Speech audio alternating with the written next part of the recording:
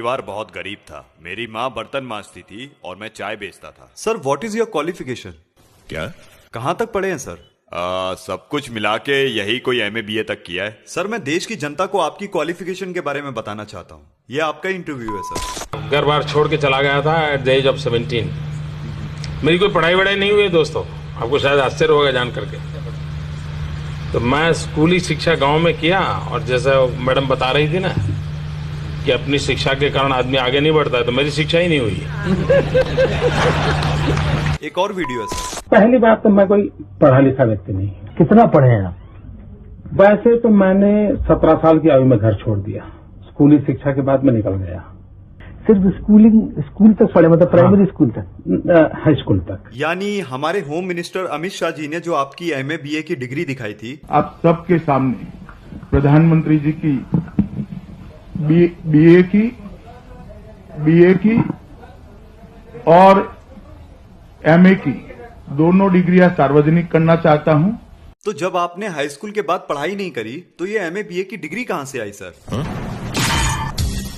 अरे बाप रे, ये तो धोती खोल रहा है। ये याद है सर? हाँ, देखा है कहीं। ये आपका इलेक्शन मैनिफेस्टो है सर। ओ हाँ, याद आया, मैंने ही तो छपवाया था उसे।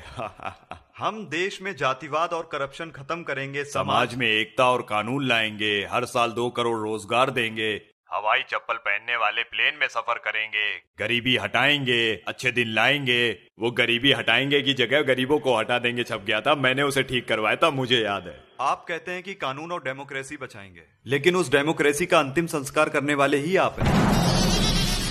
करप्शन को बढ़ावा देने वाले भी आप हैं। ऐसी बातें करके तुम बीजेपी को हराना चाहते हो क्या? मैं सिर्फ चाहता हूं कि जनता को पता चले कि सच्चाई क्या है। ये देखिए, बात यहाँ किसी एक इंसिडेंट की नहीं है, बल्कि ढेर सारे ऐसे इंसिडेंट्स की है जो एक के बाद एक होए जा रहे हैं पिछले कुछ महीनों से, पिछले कुछ सालों से। वो सारे इंसिडेंट्स जो सिर्फ एक चीज की ओर इशारा करते हैं कि हमारा देश वन नेशन वन पार्टी की ओर आगे बढ़ रहा है। मीडिया से ऑपोजिशन की आवाज को पूरी तरीके से खत्म कर देना, MLAs की हॉर्स ट्रेडिंग, इलेक्टेड सरकारों से पावर छीन लेना नए कानून बनाकर, इन्वेस्टिगेटिव एजेंसीज का वेपनाइजेशन, ED CBI का प्रेशर बनाकर ऑपोजिशन पॉलिटिशियंस को जेल भेज देना, स्टेट गवर्नमेंट्स की वर्किंग में इंटरफेयर करना गवर्नर्स का इस्तेमाल करके, स्टेट गवर्नमेंट से फंड्स को ही विदहोल्ड कर लेना, जनता से प्रोटेस्ट करने का अधिकार ही छीन लेना, और अगर कोई प्रोटेस्ट करे तो उनका टीयर गैस और रबर बुलेट से स्वागत करना, इलेक्टोरल बॉन्ड्स का इस्तेमाल करना अपनी सारी फंडिंग छुपाने के लिए, और अगर कोई ऑपोजिशन का कैंडिडेट इलेक्शन जीत भी जाए तो सीधा सीधा इलेक्शन फ्रॉड करके खुद को जिता लेना। 2 महीने तक मणिपुर जलकर राख हो गया क्योंकि आप चुप रहे। आज इस देश का हिंदू मुसलमान आपस में ही लड़ रहा है आपकी वजह से।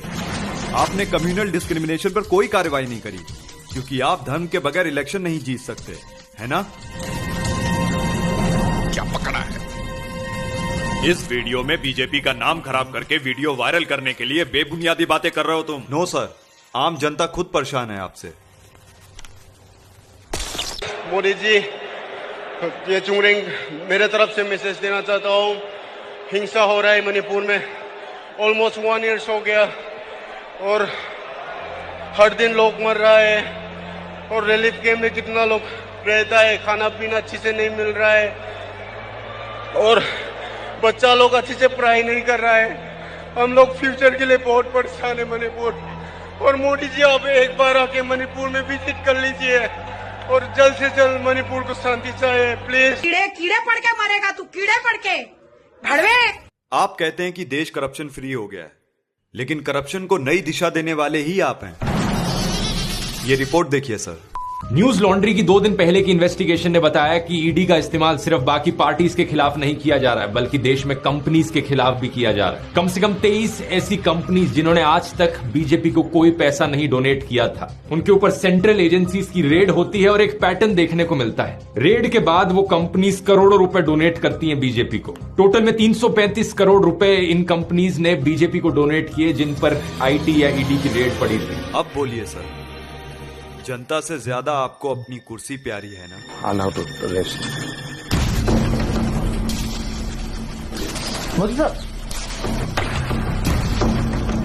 बोलिए सर। बोलना बुढ़े, बोलती क्यों बंद हो गई? कैमरा बंद कर। ईडी की रेड करवा दूंगा। अमित शाह, देशद्रोहियों बंद करो, ये बंद करो। अबे चप्पल नीचे कर, ये असेंबली नहीं है। अरे इनको बोला ना, ये लोग क्यों नहीं बंद कर रहे? बेवकूफ, ये लाइव टेलीकास्ट से लाइव क्रिकेट मैच की तरह सारे देश की जनता देख रही है। चप्पल नीचे कर। माइक पकड़कर जनता के सामने तुम मुझसे कुछ भी सवाल पूछोगे और मैं तुम्हें इसका जवाब दूंगा। क्यों? जवाब देना आपकी ड्यूटी है सर, इसलिए देश की जनता ने आपको चुना है। मोदी जी, बहुत हो गया इंटरव्यू, देश की सेवा करने चले। अच्छा तो इंटरव्यू खत्म ना। जय श्री राम।